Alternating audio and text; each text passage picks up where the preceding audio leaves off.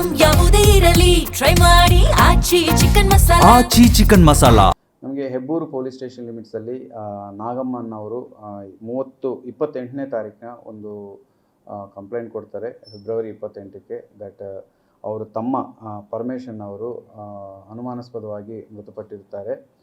ಅವರ ಹೆಂಡತಿ ಮೇಲೆ ಅನುಮಾನ ಇದೆ ಅಂತ ಹೇಳ್ತಾರೆ. ಸೊ ಮೃತಪಟ್ಟಿರುವುದು 30 ಜಾನ್ವರಿಗೆ ಮೃತಪಟ್ಟಿರುತ್ತಾರೆ. ಸೊ ಇಮಿಡಿಯೇಟಾಗಿ ನಾವು UDR ಅನ್ನು ರಿಜಿಸ್ಟರ್ ಮಾಡಿಕೊಂಡು ತಹಸೀಲ್ದಾರು ಮತ್ತು ಎ ಸಿ ಸಮಕ್ಷದಲ್ಲಿ ಬಾಡಿಯನ್ನು ಎಕ್ಸ್ಯೂಮ್ ಮಾಡಿಸಿ ಪೋಸ್ಟ್ ಮಾರ್ಟಮ್ಗೆ ಕಳಿಸಲಾಗುತ್ತೆ.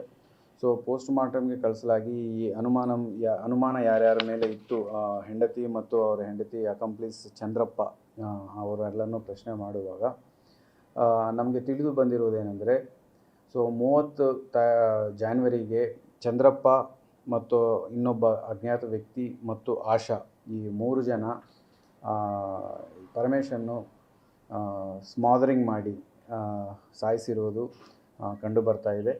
ಸೊ ಆ ಬೇಸಿಸ್ ಮೇಲೆ ನಾವು ಒಂದು ಮರ್ಡರ್ ಕೇಸನ್ನು ರಿಜಿಸ್ಟರ್ ಮಾಡಿಕೊಂಡು ಸೆಕ್ಷನ್ 103 ಸಬ್ ಕ್ಲಾಸ್ 1 ಮತ್ತು ಎವಿಡೆನ್ಸ್ ನಾಶಪಡಿಸಿದ್ದಕ್ಕೆ ಸೆಕ್ಷನ್ 238 FIR ಮಾಡಿ ಇಮಿಡಿಯೇಟಾಗಿ ಆಶಾ ಮತ್ತು ಚಂದ್ರಪ್ಪನವ್ರನ್ನು ಅರೆಸ್ಟ್ ಮಾಡಿ ಜೈಲಿಗೆ ಕಳಿಸಲಾಗಿದೆ. ಇನ್ನೊಬ್ಬ ವ್ಯಕ್ತಿ ಇನ್ನೂ ಅರೆಸ್ಟ್ ಮಾಡಬೇಕಾಗಿರೋದು ಇದೆ.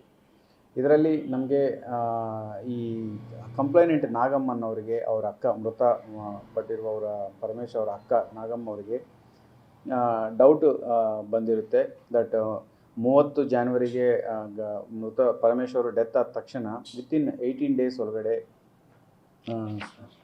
19 ಫೆಬ್ರವರಿಗೆ ಇವರು ಇನ್ನೊಬ್ಬ ವ್ಯಕ್ತಿ ಏನು ಈಗ ಅಕ್ಯೂಸ್ಡ್ ಇದ್ದಾನೆ ಚಂದ್ರಪ್ಪ, ಆ ಚಂದ್ರಪ್ಪನವನ ಜೊತೆ ಮದುವೆ ಆಗ್ತಾರೆ. ಸೊ ಇಷ್ಟು ಬೇಗ ಮದುವೆ ಆಗಿರೋದು ಇವರಿಗೆ ಡೌಟ್ ಬಂದು ನಮ್ಮ ಪೊಲೀಸರಿಗೆ ಕಂಪ್ಲೇಂಟ್ ಕೊಟ್ಟಾಗ ನಾವು ಮುಂದಿನ ಇನ್ವೆಸ್ಟಿಗೇಷನಲ್ಲಿ ಇದೆಲ್ಲ ಪತ್ತೆ ಮಾಡಲಾಗಿದೆ.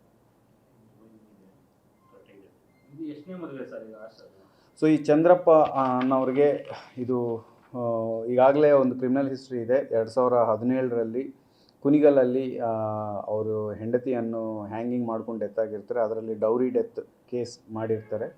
ಸೊ ಆ ಕೇಸಲ್ಲಿ ಇವರು ಜೈಲಿಗೆ ಹೋಗಿ ಬಂದಿರ್ತಾರೆ. ಈಗ ಕೇಸ್ ಟ್ರಯಲಲ್ಲಿದೆ. ಸೊ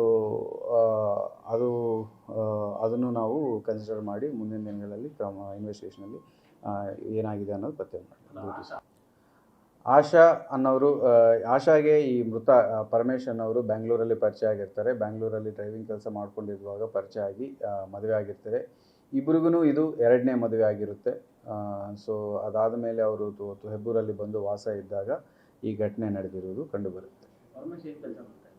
ಸೊ ಪರಮೇಶ್ ಬ್ಯಾಂಗ್ಳೂರಲ್ಲಿ ಡ್ರೈವಿಂಗ್ ಕೆಲಸ ಮಾಡ್ತಿದ್ರಂತೆ.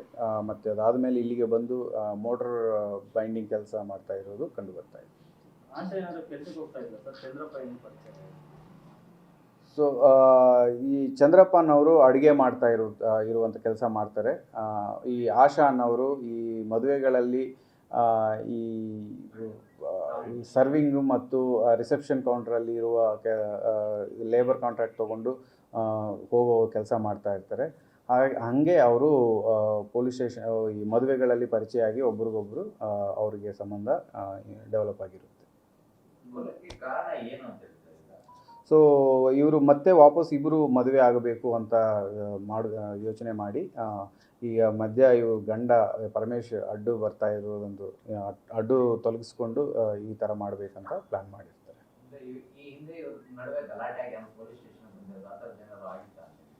ಅದು ನಾವು ಚೆಕ್ ಮಾಡ್ತೀವಿ.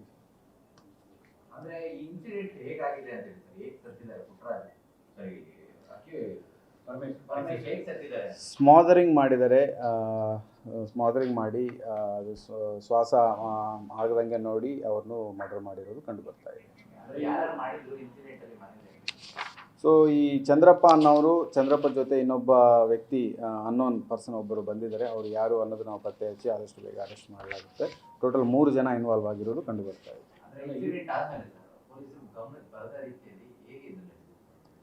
ಸೊ ಅವು ಹೇಳಿಲ್ಲ, ಮನೆಯಲ್ಲಿ ನಡೆದಿರೋ ಘಟನೆ ಆಗಿರೋದ್ರಿಂದ, ಹೆಂಡತಿ ಖುದ್ದು ಇನ್ವಾಲ್ವ್ ಆಗಿರೋದ್ರಿಂದ ಅವರು ಮಾಹಿತಿ ತಿಳಿಸಿಲ್ಲ ಪೊಲೀಸರಿಗೆ.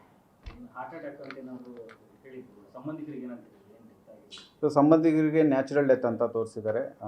ಕಾಯಿಲೆ ಇರೋದ್ರಿಂದ ಹಾರ್ಟ್ ಅಟ್ಯಾಕ್ ಅಂತ ತೋರಿಸಿ ಅವರು ಈ ಥರ ಮಾಡಿರೋದು ಕಂಡು ಬರ್ತಾ ಇದೆ. ಪ್ರಕರಣ ಬೆಳಕಿಗೆ ಬಂದಿದ್ದು ಇವ್ರು ಎರಡನೇ ಮಂದಿ ಮದುವೆ ಆಗಿರೋದ್ರಿಂದ ಇಮ್ಮಿಡಿಯೇಟ್ ಆಗಿ ಅವ್ರ ಫ್ಯಾಮಿಲಿ ಮೆಂಬರ್ಸ್ಗೆ ಡೌಟ್ ಬಂದಿದೆ ದಟ್ ಈ ಥರ ಇಷ್ಟು ಬೇಗ ಹೆಂಗೆ ಮದುವೆ ಮಾಡಿಕೊಂಡ್ರು ಅಂತ. ಎಷ್ಟು ಜನ ಅರೆಸ್ಟ್ ಆಗಿದ್ದಾರೆ? ಸದ್ಯಕ್ಕೆ 2 ಅರೆಸ್ಟ್ ಆಗಿದ್ದಾರೆ, ಆಶಾ ಮತ್ತು ಚಂದ್ರಪ್ಪ.